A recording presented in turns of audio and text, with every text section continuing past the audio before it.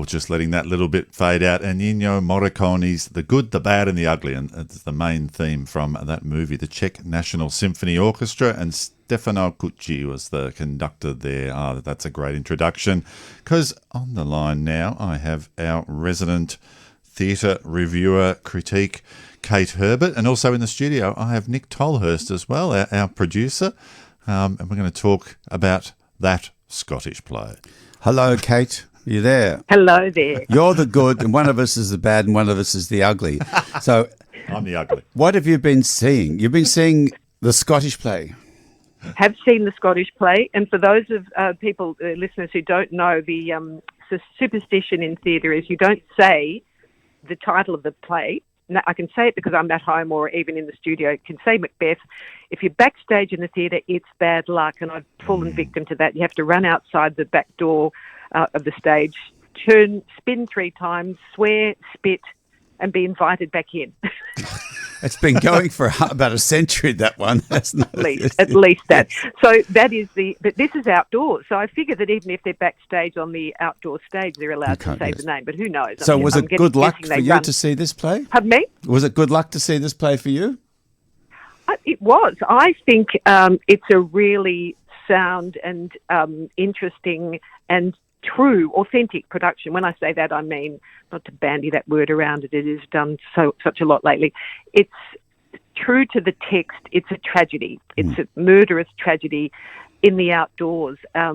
No added topical jokes and, characters and text, etc., or dialogue. So it's Glenn Elston's production. He's done a great job of this. It's a really dark and tragic Shakespeare play. And Hugh Sexton delivers what I'd say is a commanding performance as Macbeth. He's a formidable military general, the character in Scottish King Duncan's army. And this character is credible, capturing this initial nobility and his subsequent descent into paranoia and madness, remarkable murderousness. It's very intense. Doing it outdoors, I haven't seen the last couple of Macbeths. I've seen all the other comedies, etc. But without the usual theatrical trappings, it presents its own challenges, obviously, outdoors in the gardens on an outdoor stage. Which with gardens? People sitting on the ground. It captures and maintains that dark, oppressive tone, despite being in that outdoorsy environment. And Glenn Elston, the director, has created that atmosphere. It's dynamic, it's emotionally gripping, it's raw, and you get that psychological turmoil. As the light fades, it's really fascinating, Nick. As the light fades, it starts in the light. The witches are in the light at the beginning when Macbeth comes back from war after his victory over the Norwegians. He encounters the witches.